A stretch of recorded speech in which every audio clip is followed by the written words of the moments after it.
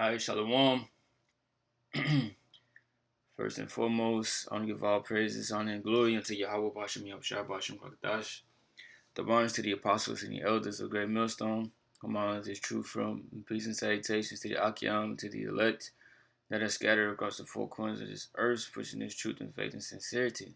I'm the brother Shema Allah from the Great Millstone Houston Camp.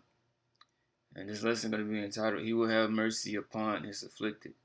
That He is talking about the Most High Yahweh, which the world calls God. Right? And they view him as being a so-called white man, which is a lie. His name is Yahweh, and the scriptures describe him as being a so-called black man. Right? If he goes into his description, his color, the color of his hair, and even the Lord Yahweh Shai, his son, the world know him as Jesus Christ, right, through ignorance. But his name is Yahweh Shai. They both are dark-skinned men. They're both described as being dark-skinned with woolly hair. These are our powers. These are the powers of our people, right?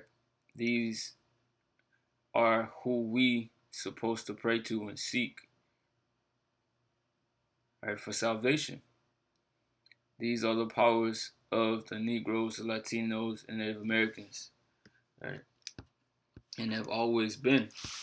We have just been cast off and brought to a low state because the Most High, he basically got fed up with Israel, and because we was doing wicked things, wicked abominations, serving other gods, following after the heathen, right, being like the heathen, just being abominable. So the Most High is holy, and he wasn't dealing with none of that shit. He wasn't finna put up with it.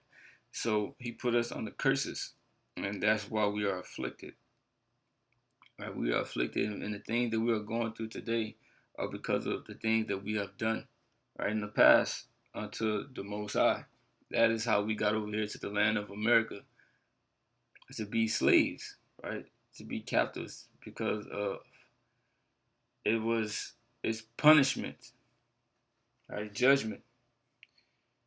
You see, but the Most High, he reconciled us back unto him through the death of his son, Yahushua.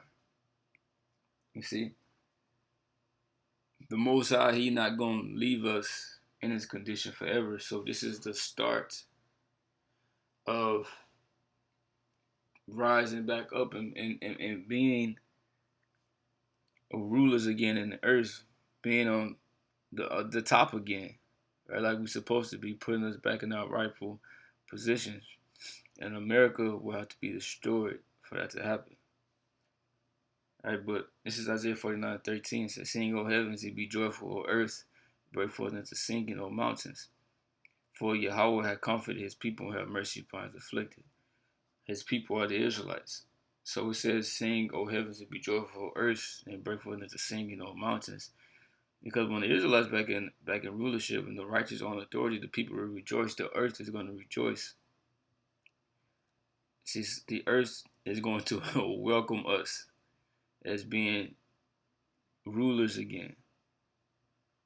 That we're gonna be on such a level, right, that we're gonna be able to interact with animals and interact with trees, interact with the earth on a different vibration. It says, For Yahweh hath comforted his people, have mercy upon his afflicted. Alright, so a way that we are being comforted right now are through the scriptures. Romans 15:4. It says, For soever things were written aforetime were written for our learning, that we through patience and comfort of the scriptures might have hope. So all of these things that were written in the scriptures were written for us to read and to have hope in these things, and to be comforted by these things, right? The things that were written back then were written for our spiritual growth and faith today. And we have comfort from those things that we read. Also, Yahweh Shai said, Matthew 11 and 28, "Come unto me, all ye that labor and are heavy laden, and I will give you rest." So we are burdened with this world, right? This world puts a lot on you. Esau puts a lot on you. But once you come to Yahweh, Ba'ashem Yahweh Shai, he takes that up off of you because the scriptures give you comfort. Yahweh Shai give us comfort. That's what the scriptures are here for our comfort through hell. You see? And we're also going to get comforted by being saved from our enemies. Luke 1:68, "Blessed be the Lord power of Israel, for he hath visited and redeemed his people, and hath raised up an horn of salvation for us in the house of his servant David," talking about the Lord Yahushua, because he came from the line of David. "As he spake by the mouth of his holy prophets, which have been since the world began, that we should be saved from our enemies and from the hand of all that hate us." And our chief enemy is the so-called white man. And you should know that through history, through the things that he have done unto us. It ain't no secret, and he don't hide it. Right? And also the heathen, the rest of the heathen, the other nations, the Chinese, the Arabs, right? The East Indians, see, all of them, right? The Africans, because those aren't our people. It says to perform the mercy promised to our fathers and to remember his holy covenant, the oath which he swore to our father Abraham. So the Most High is gonna fulfill his promise. He gonna come through, right? Because the Most High is not a man that he should lie. He gonna come through on the promise that he promised to Abraham. Micah 7:18, "Who is a power like unto thee that pardoneth iniquity and passeth by the transgression of the remnant of his heritage? He retained not his anger forever because he delighted in mercy." So the Most High is not going to be mad at Israel forever. It says he delighted in mercy, right? He will have mercy upon his afflicted. You see, the Most High is not cruel. You see, he can be evil, right? He can bring that type of judgment, right? But he says the Most High is balanced. He delighted in mercy. He's a merciful power. So especially towards his people, the Israelites, right? He's not going to hold that anger forever, right? Because he promised. He made a promise to Abraham and to Isaac and to Jacob. He said he will turn again. He will have compassion upon us. He will subdue our iniquities, and thou will cast all their sins into the depths of the sea. So a form of him having compassion upon us was giving us this truth, giving us our identity back, and giving us his name so that we can call upon him and pray to him, which aforetime we could not do. It says he will subdue our iniquities, and thou will cast all their sins into the depths of the sea. How you gonna do that? We're gonna get them new bodies. All right, and also through the blood of Yahushua, right? Because that's how those new bodies that we're gonna get are coming, because of the new covenant. Yahushua solidified that new covenant with his blood, right? That he shed on the cross for the nation of Israel only. It says, "Thou wilt perform the truth to Jacob and the mercy to Abraham, which thou hast sworn to our fathers from the days of old." So he said, look, he gonna perform it. He gonna do it because he promised it, to make his seed to inherit the land of Israel forever, to make his seed as the multitude of stars, right? To be with his seed. You see, the Most High, he gonna fulfill all of that, right? To bless his seed.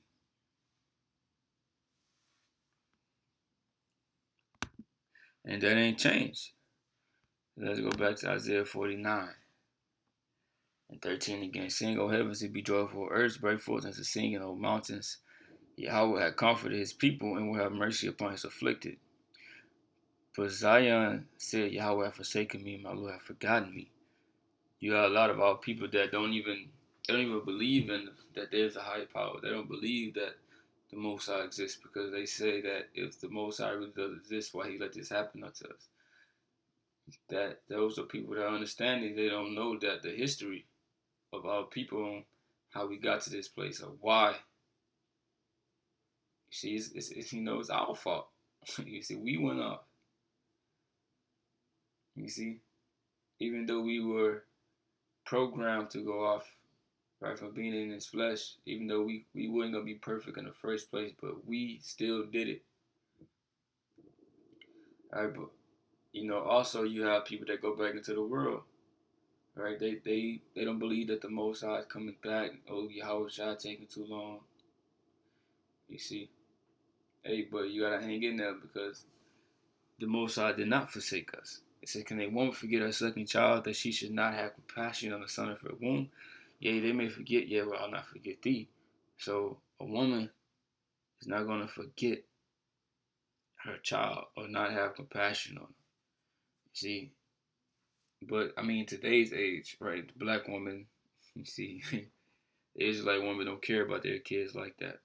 That's why he said this, yea, they may forget, yet will I not forget thee, right? Because it's rare for a woman to not have love for a son, right? But I mean, but it does happen, right? But the most I say, yeah, hey, they may forget, but he ain't gonna forget us.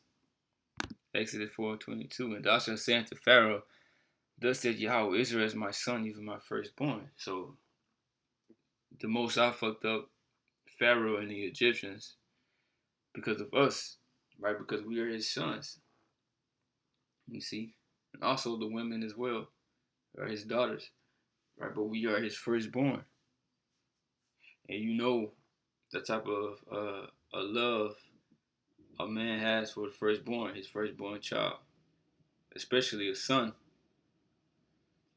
See, he love him to death. He do anything for him, and that's how the Most High feel towards us, and that feeling has not changed.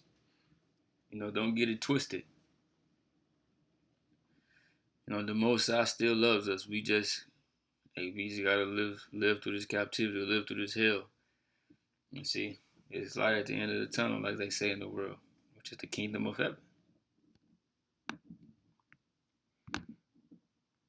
Isaiah 49:16. Behold, I have graven thee upon the palms of my hands. Thy walls are continually before me. So it's like people in this world, they get tattoos.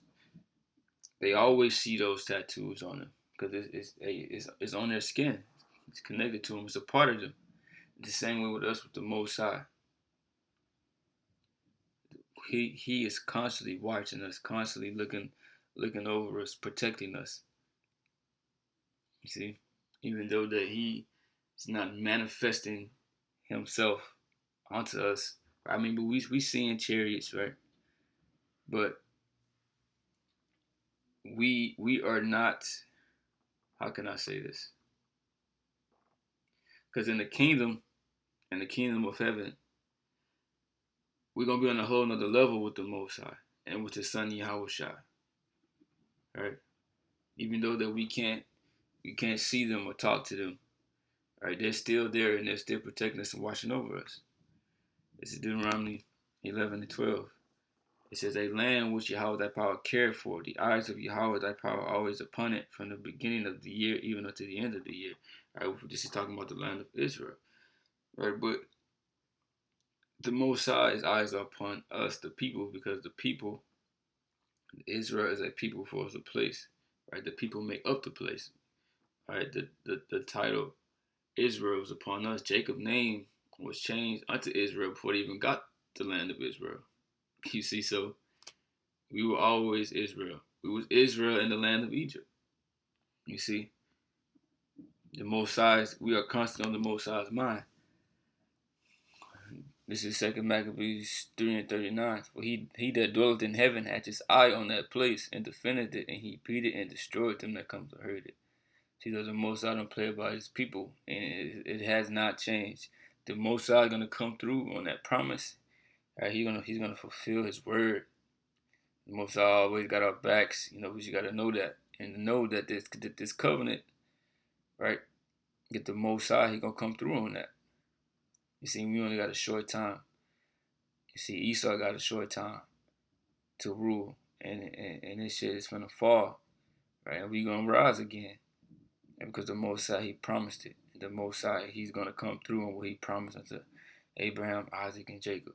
He will have mercy upon his afflicted. right? He gonna comfort his people, the kingdom of heaven. So with that, I hope brothers edified. I'm say shalom.